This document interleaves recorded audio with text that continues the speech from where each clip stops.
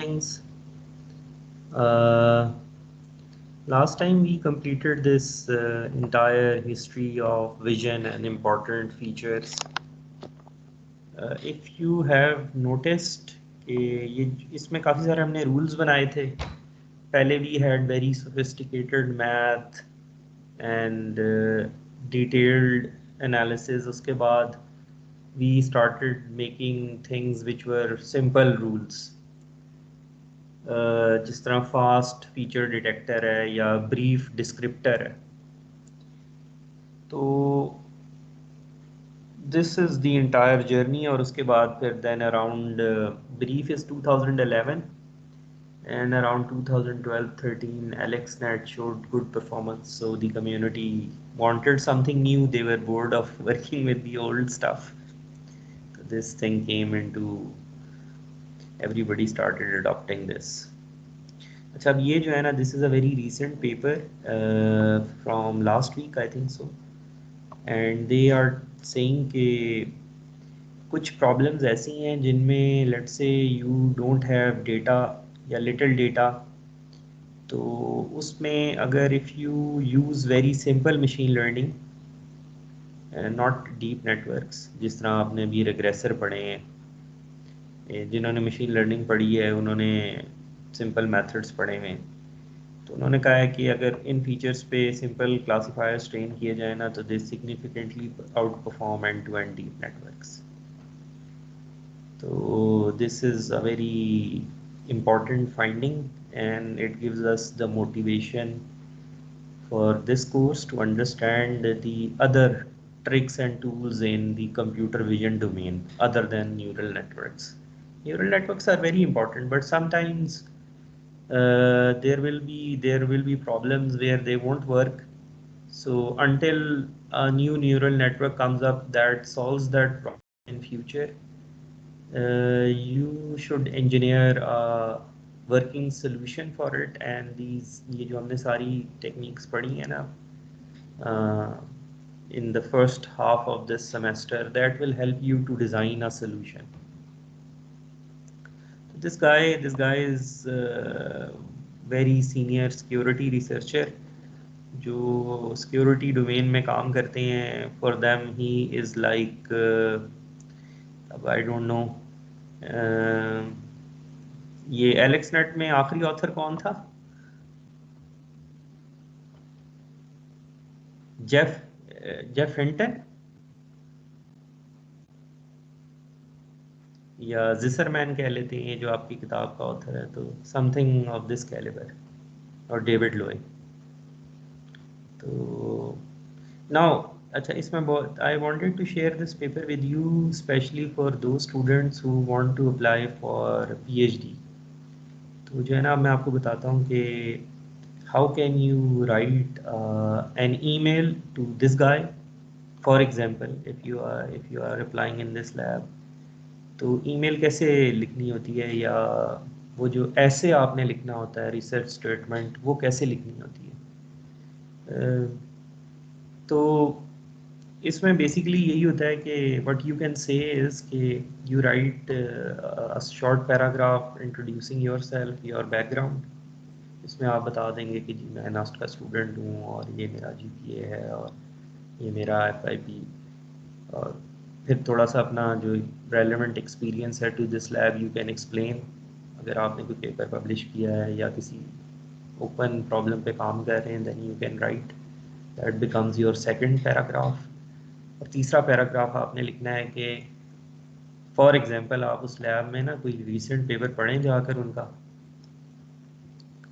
और अब जो है ना यू कैन ब्रेन स्टॉर्म कि अच्छा what aspect you can explore. तो you don't need to come up with a open question. Obviously you won't be able to come up with an open question.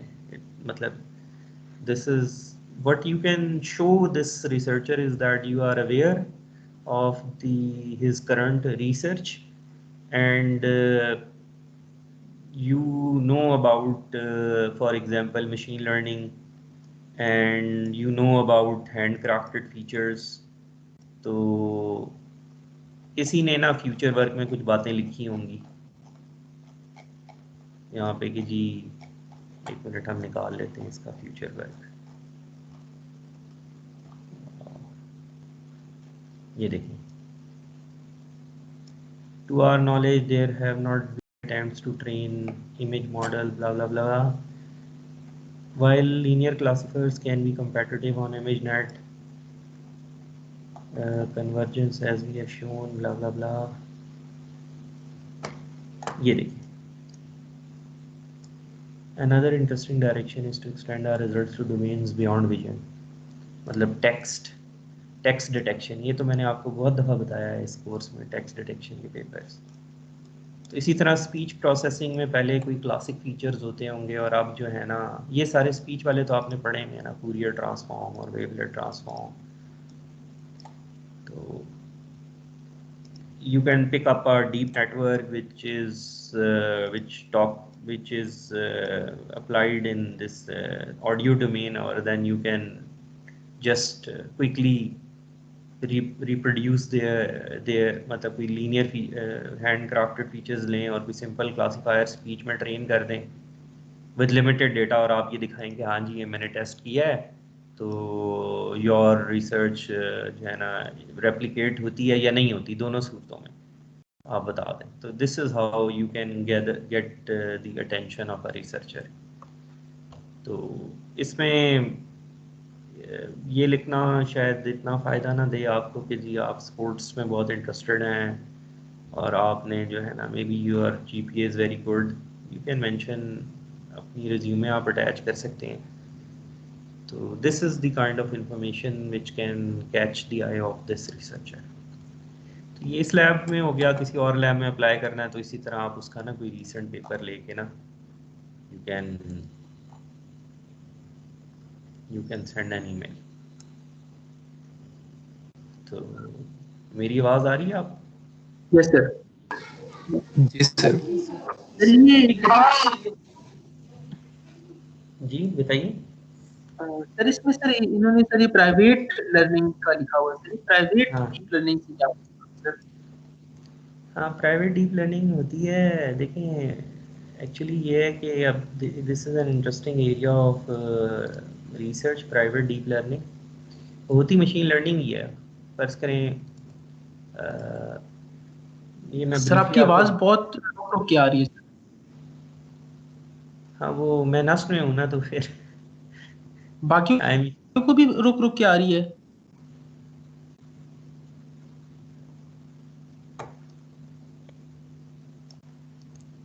थोड़ी बहुत cut रही है मगर समझ आ रही है। ठीक है।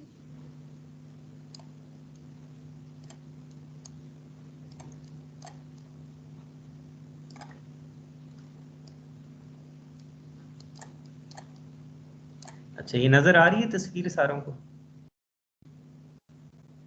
जी सर। ये जो मैंने बनाया है ना, this is data, and using this data you fit a model. Let's say आपके पास डेटा है और आपने लाइन फिट की सर है। आपकी आवाज़ बहुत रुक रुक के आ रही है सर।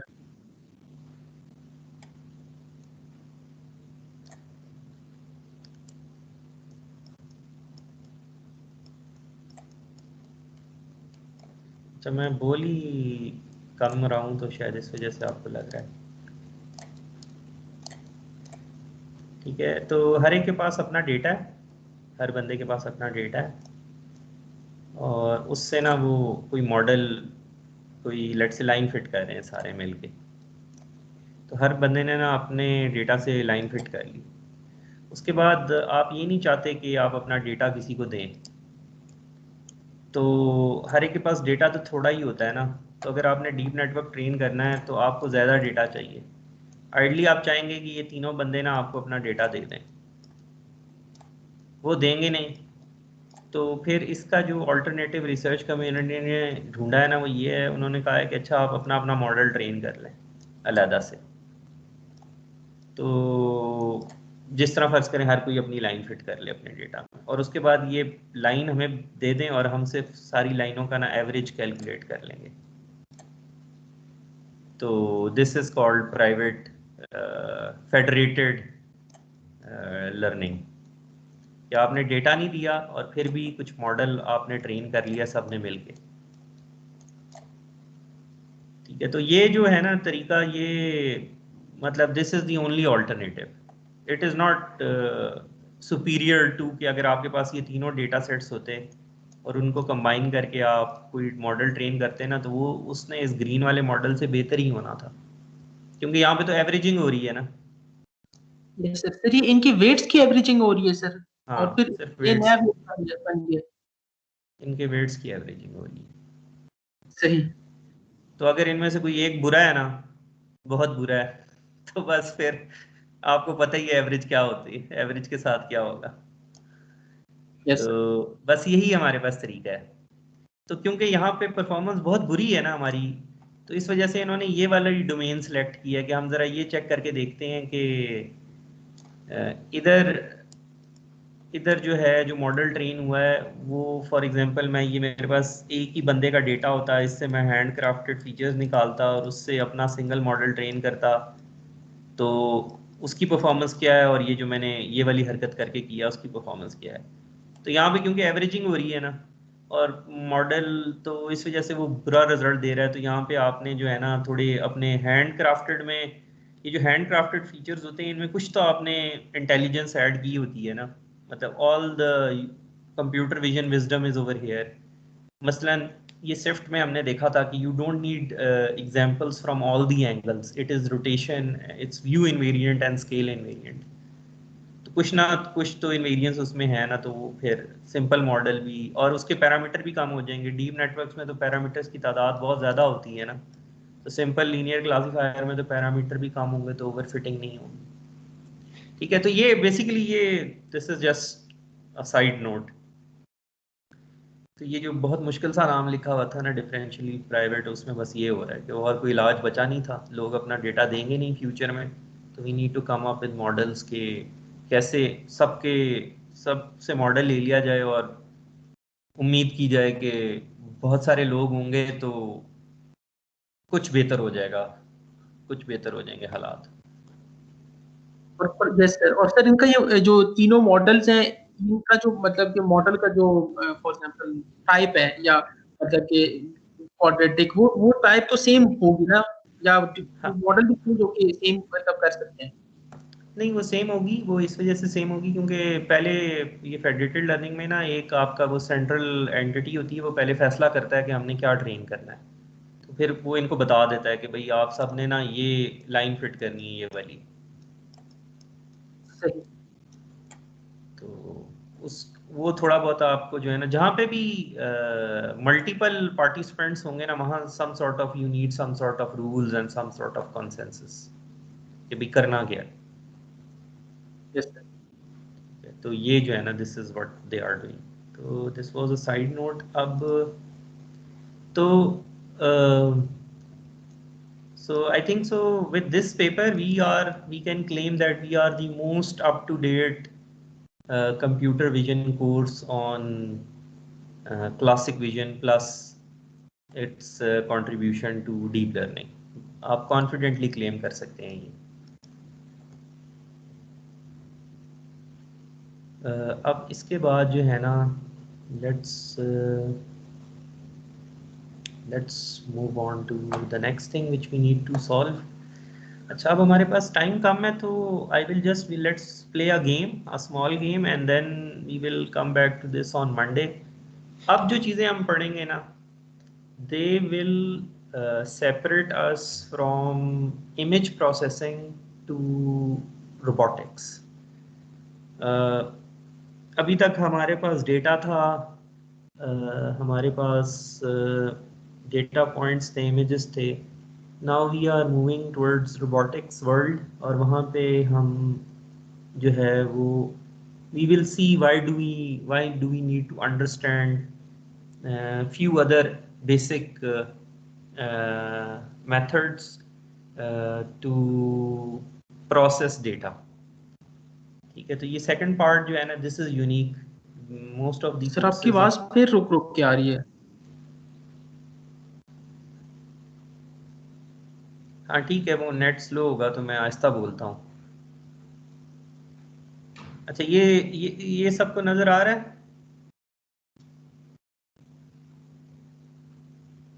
यस सर, आ यस रहा सर। अच्छा, तो let's say I am a robot and I say कि I have a door on my right, and imagine you were sitting in the class in front of me. तो where would you look? कहाँ देखेंगे आप? Sir दोबारा repeat कर देंगे sir? Imagine करें मैं क्लास में खड़ा हूँ और मैं कह रहा हूँ कि दरवाज़ा मेरे सीधे हाथ पे है, तो आप कहाँ देखेंगे in order to spot the door? Sir left उलट। हाँ, तो ये जो आपने ज्योमेट्रिक रीजनिंग की है ना अपने जहन में, we need to figure out what is the mathematics of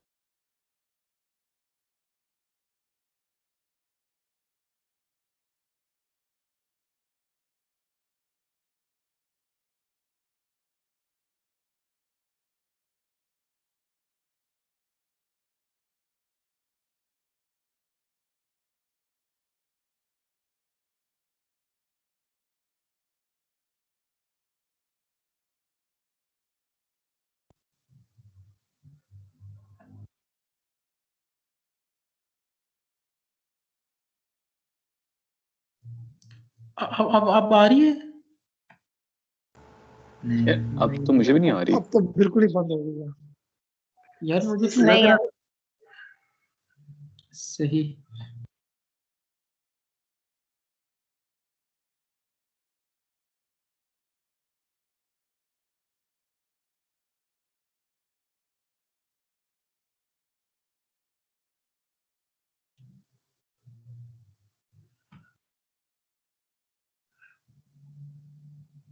अब तो यार मेरे ख्याल से टाइम भी हो गया है।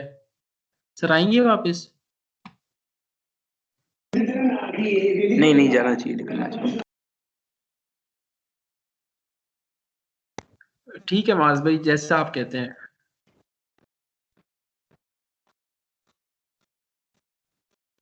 जी हेलो। Yes sir. जी, अब आ रही है आपको मेरी आवाज़? यस सर, अब आ यस रही सर, है। अब आ रही है। अच्छा, तो अब जो हमने करना है, we will begin this thing on इंशाल्लाह ऑन मंडे। तो ये जो आपने मुझे फौरन बताया है ना कि you will look towards left, तो if there are two robots they need to figure out this thing, तो we need to model this thing कि ये आपने क्या ट्रांसफॉर्मेशन की है अपने जहन में, और we need to build a model. और हमें ये पता, जब मॉडल बना लेंगे ना, तो फिर हमें पता चलेगा कि अगर दो रोबोट्स हैं तो what do they need to do to figure out this model, how many pieces of information they need to exchange. तो सर वैसे सर ये दो रोबोट्स भी हो सकते हैं और ये दो सेंसर भी हो सकते हैं एक ही रोबोट के ऊपर, ठीक है? Yes sir. तो लेट्स से दो, एक लेजर है और एक कोई और सेंसर है। तो if the laser tells कि the object is at XYZ, according to one sensor the object is at XYZ, some 3D place. Where should the second sensor where would the second sensor spot this XYZ? ठीक है, तो ये जो चीज़ है ना, ये हमने सॉल्व करनी है, and this is very important in scenarios where there are multiple sensors involved. तो जो रोबोट्स में तो यही होता है, उधर मल्टीपल सेंसर्स होते हैं, ऑटोनमस कार फॉर एग्जांपल। तो इसको हम कहते हैं कि इसको हम ये भी कहते हैं कि मल्टीपल सेंसर कैलिब्रेशन। आपने देखा होगा बायोमैकेनिक्स लैब को, उसमें ना बहुत सारे सेंसर लगे होते हैं। There is a lab in LUMS. तो जब आप सेंसर प्लेस कर देते हैं ना बहुत सारे, तो then you need to figure out the relationship of one sensor with the other sensor. तो ये जो है this is called calibration of sensors. For example अब मैं इसकी एग्जांपल देता हूँ कि अगर मैं ये कहूँ कि दरवाज़ा मेरे राइट पे है तो आप लेफ्ट पे देखेंगे, लेकिन अगर if I rotate towards left तो अब मैं क्या कहूँगा? अब मैं ये कहूँगा कि दरवाज़ा शायद मेरे बैक पे है, तो फिर आप किधर देखेंगे? हम उधर ही देखें जो पहले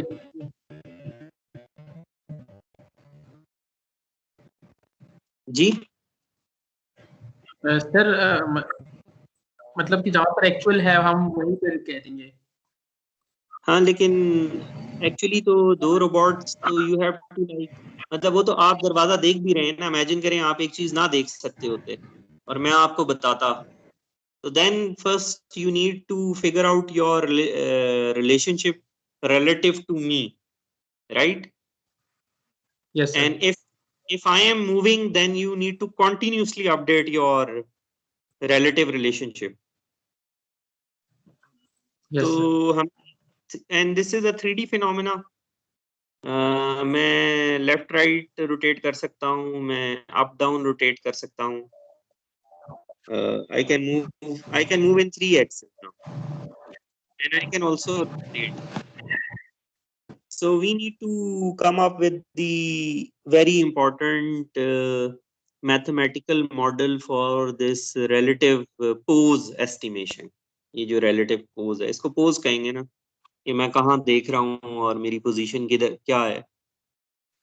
So this will form the basis of our second part of this course, which is about involving multiple images when the camera is placed at different positions. तो जो मल्टी ज्योमेट्री है, रियलिटी मैपिंग या sensor है, ये सारे जो है ना, they rely on this estimation of problems. So we will model these problems from the basic 2D case, and we will figure out how many unknowns are there. और एक दफा में अननोन्स पता चल जाए तो उसके बाद जो है ना बाकी स्टेप्स हम सॉल्व करेंगे. कोई एरर फंक्शन हम बनाएंगे और उसको ऑप्टिमाइज करेंगे, so on and so forth. So hopefully in next weeks we will develop our basic understanding of kind of algorithms, robotics.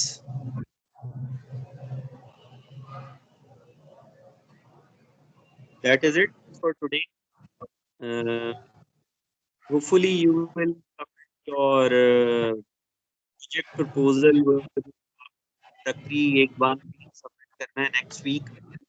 Your group members need what you have done so far, what is left to do. So I will create that. मतलब 20 marks है हमारे project को, let's say 29% है ना. Sir आपकी आवाज सही समझ नहीं आई सर। मैं ये कह रहा हूँ कि next week ना you have to submit a 1-page document mentioning your group members and the project you are doing, what steps you have done and what you plan to do. ये 1-page document होगा. इसके graded 2 marks हैं इस document के. Yes sir. This is part of your project evaluation. Yes sir. और ठीक है. Sir yes sir वैसे एक क्वेश्चन पूछना था सर कि अभी सर आप जो बता रहे थे कि रिलेटिव पोज एस्टिमेशन सर, जी. तो वो सर वो हमारा सर प्रोजेक्ट भी वही है सर, ये उससे भी रिलेटेड है या वो डिफरेंट चीज है सर, जो एब्सोल्यूट पोज एस्टिमेशन वाला टॉपिक था? It is related. Once you understand the model, you will understand the meaning of what the network is trying to learn. सही। Okay. Okay. ठीक है, चलो अल्लाह हाफिज़। अल्लाह हाफिज़।